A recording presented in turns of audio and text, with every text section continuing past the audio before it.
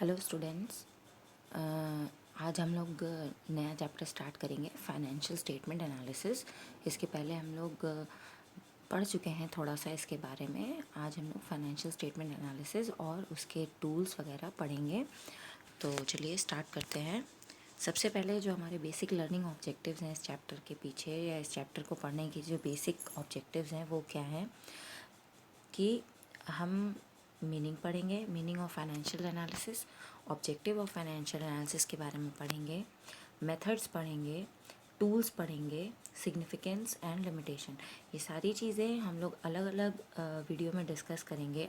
अभी के वीडियो में हम लोग बेसिक चीज़ें डिस्कस करेंगे, जिसमें meaning of financial analysis and objective of financial analysis के बारे में हम डिस्कस करेंगे।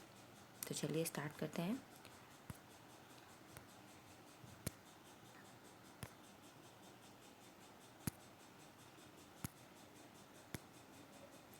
जैसा कि हम लोगों ने पहले पढ़ा हुआ है कि फाइनेंशियल स्टेटमेंट में क्या क्या चीज़ें आती हैं।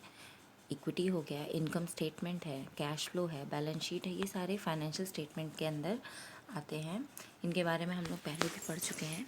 तो हम लोग आगे मीनिंग पे आते हैं कि फाइनेंशियल एनालिसिस की मीनिंग क्या होती है। तो मीनिंग देखिए, financial statement of a company represent the financial health and strength in terms of liquidity, profitability, stability and solvency. ये सारे टर्म्स से हम लोग पहले भी यूज़ टू हो चुके हैं, हमें पता है। तो फाइनेंशियल स्टेटमेंट की हम जब बात करते हैं तो किसी भी कंपनी का फाइनेंशियल स्टेटमेंट जो है वो उनकी फाइनेंशियल कंडीशन को बताता है, उनकी स्ट्रेंथ को बताता है in the terms of liquidity. Liquidity का मतलब ये हो गया कि पर्टिकुलर कंपनी के पास कैश कितना है और कितने इजीली उसके जो भी करंट एसेट्स हैं उनको वो कैश में कन्वर्ट कर सकती है, यानी उसकी लिक्विडिटी पोजीशन क्या है। प्रॉफिटेबिलिटी की जो भी प्रॉफिट अर्न हो रहा है वो क्या उसका रेशियो है, या किस अकॉर्डिंग पे वो प्रॉफिट मेंटेन कर रही है। उनकी स्टेबिलिटी और उनकी सॉल्वेंसी के बारे में फाइनेंशियल स्टेटमेंट हमें बताते हैं। A critical and through examination of financial statement of a company in order to understand the data contained in it is known as financial analysis. अब जब हम एनालिसिस की बात करते हैं तो फाइनेंशियल एनालिसिस का मतलब हो गया कि proper examination of financial statement of a company, जिससे कि जो यूज़र्स हैं उस डाटा को ईजिली समझ सकें। वो हम उसको हम कहते हैं फाइनेंशियल एनालिसिस। सिंपल वर्ड में हम ये कह सकते हैं कि फाइनेंशियल एनालिसिस एक तरीके से थॉरो एग्जामिनेशन है या थॉरो अंडरस्टैंडिंग है उन सारे डेटा की जो कि कंपनी के फाइनेंशियल हेल्थ से जुड़े होते हैं या कंपनी की फाइनेंशियल पोजीशन से जुड़े होते हैं। अब जैसे देखिए, financial statement include both income statement and balance sheet. ये हम लोगों ने पहले भी पढ़ा है कि इनकम स्टेटमेंट का मतलब हो गया जो भी प्रॉफिट एंड लॉस अकाउंट वगैरह होते हैं, प्रॉफिट से रिलेटेड जो भी स्टेटमेंट्स हैं वो इनकम स्टेटमेंट में आ गए। एंड बैलेंस शीट से फाइनेंशियल पोजीशन पता चलती है। अब analysis of this statement helps in the studying the relationship between the different financial items. It helps in identifying and understanding the financial strengths, weaknesses of a business. जब आप financial statement के analysis के बारे में बात करते हैं या फाइनेंशियल स्टेटमेंट के एनालिसिस की जाती है तो उससे डिफरेंट आइटम्स जो हैं, डिफरेंट हम कह सकते हैं जो एलिमेंट्स हैं, उनके बीच का एक जो रिलेशनशिप है उसको हम ईज़िली डिफ़ाइन कर सकते हैं और उसको समझ सकते हैं। और जब हमें वो चीज़ें क्लियर होती हैं कि जो भी आइटम्स हैं या जो भी एलिमेंट्स हैं अलग अलग किसी भी कंपनी में, उनके बीच का रिलेशनशिप क्या है, तो उसके बेसिस पे हम कंपनी की स्ट्रेंथ्स को और वीकनेसेस को भी समझ सकते हैं। अब हम आते हैं जो हमारा नेक्स्ट पॉइंट है, objective of financial statement analysis. ये एक सिंपल चार्ट है याद रखने के लिए। फर्स्ट जो ऑब्जेक्टिव है, नो द करंट पोजीशन। किसी भी बिजनेस की करंट पोजीशन को समझने के लिए हम फाइनेंशियल स्टेटमेंट एनालिसिस करते हैं या अपने उस पर्टिकुलर कंपनी के जो फाइनेंशियल स्टेटमेंट है उनको एनालाइज करते हैं, उनको स्टडी करते हैं कि क्या पर्टिकुलर पोजीशन है। एलिमिनेटिंग डिस्क्रिपेंसीज इफ़ एनी, अगर कोई डिस्क्रिपेंसी है या कोई प्रॉब्लम आती है तो उसको एलिमिनेट करने के लिए हेल्पफुल होता है। फ्यूचर डिसीजन मेकिंग में हेल्पफुल होता है। जो भी डिसीजन लेने हैं उन डिसीजन को लेने के लिए जो एनालिसिस है वो एनालिसिस यूज़ होता है कि आपको अपने जो भी ऑब्जेक्टिव्स हैं या जो भी आप प्रोसेस फॉलो कर रहे हैं उनको आपको चेंज करना है, आप उनको वैसे ही यूज़ करेंगे। और minimises the chances of fraud, जो फ्रॉड के चांसेस हैं उनको मिनिमाइज़ करने के लिए भी हेल्प करता है। अब यहाँ हम इसको थोड़ा एलॉबरेटेड पॉइंट्स में देखेंगे कि purpose and objective of financial analysis में क्या क्या चीज़ें हैं। तो सबसे पहले it enable the conduct of meaningful comparison of financial data, मतलब कि जो कंपैरिजन है फाइनेंशियल डाटा में। अब यहाँ फाइनेंशियल डाटा कई तरह के हो सकते हैं। एक तो ये हो सकता है कि एक ही कंपनी का दो अकाउंटिंग पीरियड के डेटा हों, या ये हो सकता है कि दो अलग अलग कंपनियों के डेटा हों जिनको आपस में कंपेयर करना है। तो डेटा जो है वो इंटर फॉर्म भी हो सकता है, इंट्रा फॉर्म डेटा भी हो सकता है, तो उनको कंपेयर करना। It provide better and easy understanding of the change in financial data over time. तो जो भी अंडरस्टैंडिंग ईजी से ईजी हो सकती है वो प्रोवाइड करता है फाइनेंशियल एनालिसिस। फिर है it helps in designing effective plans and better execution of plan by enabling control and checks over the use of financial resources. Financial analysis की हेल्प से प्लान्स को इफ़ेक्टिवली फॉर्मुलेट भी किया जा सकता है और एंड उसको बेटर एग्जीक्यूशन उनका किया जा सकता है, क्योंकि इनसे हमें पता चलता है कि भाई हमारे जो भी फैक्टर्स हैं या जो भी हमारे रिसोर्सेज हैं उनको आपको कैसे यूज़ करना है, उनकी प्लानिंग कैसे करनी है। फिर आते हैं हम analysis of financial statement helps to know the earning capacity and profitability of a business firm. It also measures the efficiency of business operation. ये किसी भी बिजनेस की जो अर्निंग कैपेसिटी है, मतलब जितना पैसा बिजनेस में लगा हुआ है और जितना वो अर्न कर रही है वो मतलब प्रॉपर वे में है या नहीं, प्रॉफिटेबिलिटी क्या कंडीशन है बिज़नेस की, इन चीज़ों को मेजर करने में हेल्प करता है। अब जैसे हम कई सारे मेथड्स यूज़ करते हैं जिनके बारे में हम लोग आगे पढ़ेंगे।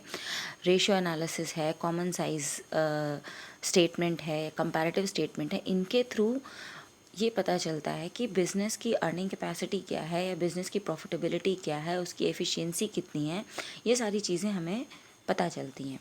फिर है it also helps in assessing the solvency position of the firm. This implies that by studying the analysis of financial statement, the ability of a firm to discharge its short-term as well as long-term obligation. ये सारी चीज़ें हमें पता चलती हैं जब हम ratio analysis के बारे में डिस्कस करेंगे। तो वहाँ पे ये पॉइंट्स आते हैं कि कंपनी की लिक्विडिटी के बारे में, कंपनी की सॉल्वेंसी के बारे में हम पढ़ते हैं या हमें ये पता चलता है कि कैसे कंपनी की जो सॉल्वेंसी है उसको एसेस किया जा सकता है, कंपनी कितनी एबल है अपनी लाइबिलिटीज़ को पे ऑफ करने में। फिर हम आते हैं it also enable the intra firm as well as inter firm comparison. ये हमने पहले भी बताया कि दोनों तरीके के कंपेरिजन में हेल्प करते हैं। फिर है it assist the management in decision making process, drafting various plans and to implement various cost effective measures.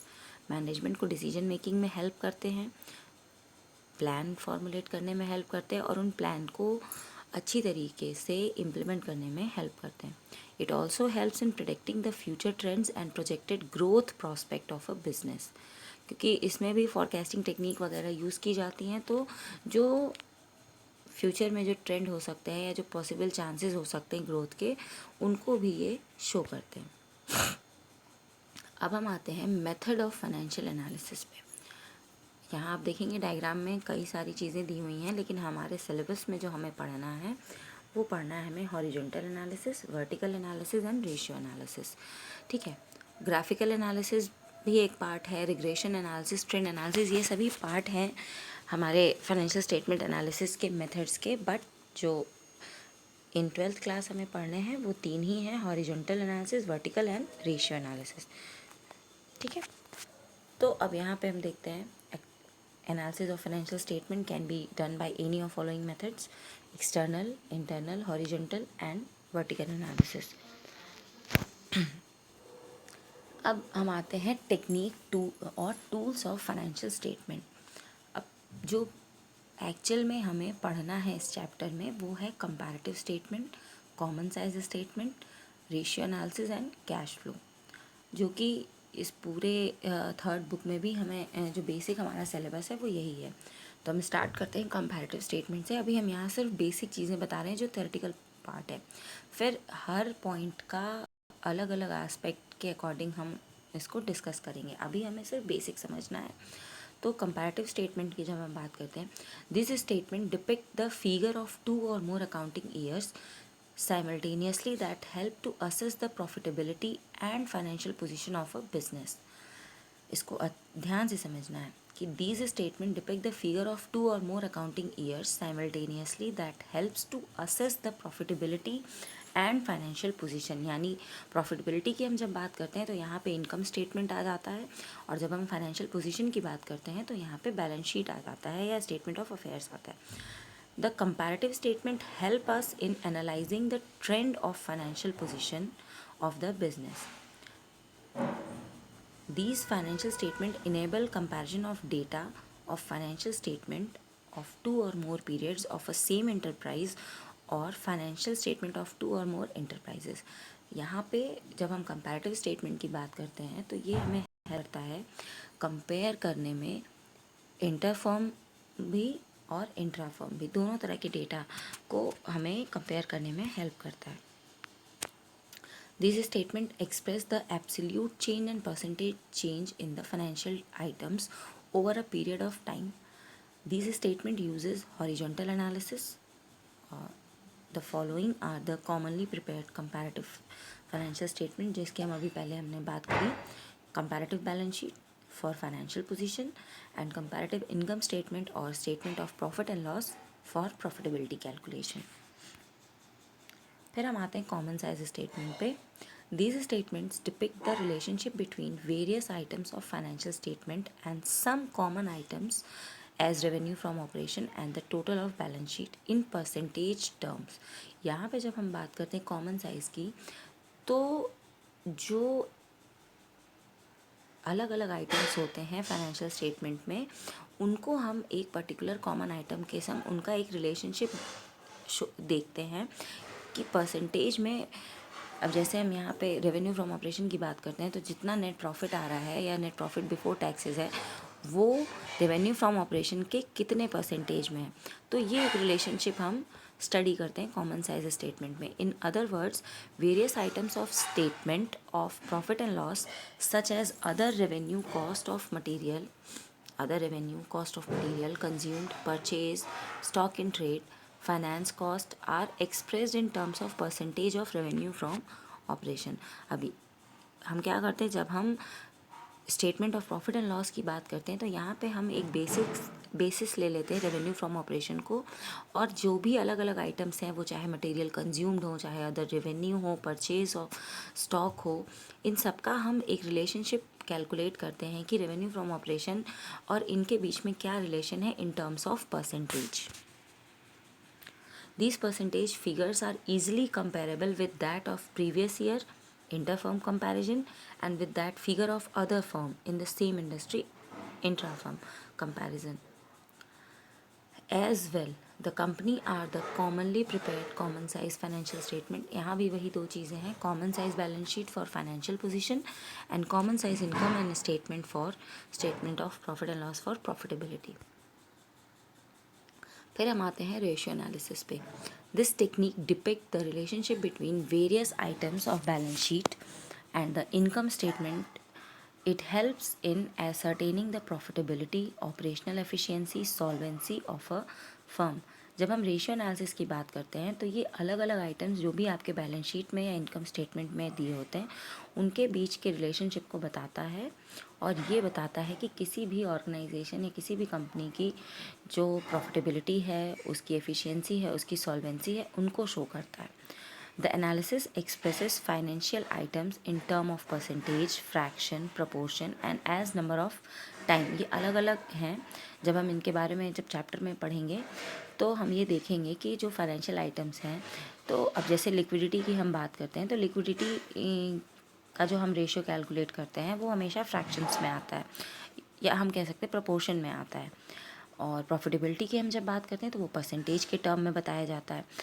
और टर्नओवर रेशियो की जब हम बात करते हैं तो वो नंबर ऑफ़ टाइम्स में हम उसको शो करते हैं।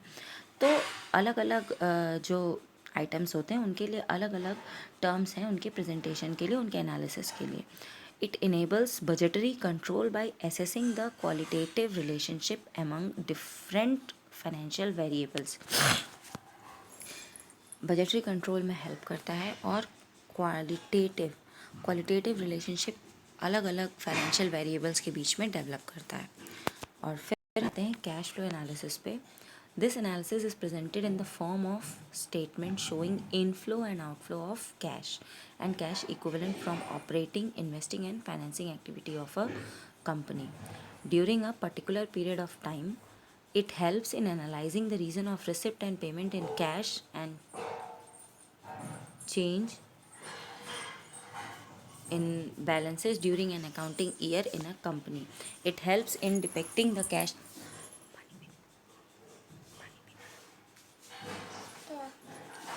Particular organisation on a particular date. मतलब कैश फ्लो एनालिसिस की जब बात करते हैं तो कैश फ्लो एनालिसिस आपको हमेशा कैश का इनफ्लो और आउटफ्लो के बारे में, कैश के इनफ्लो एंड आउटफ्लो के बारे में डिस्कस करता है. Thank you.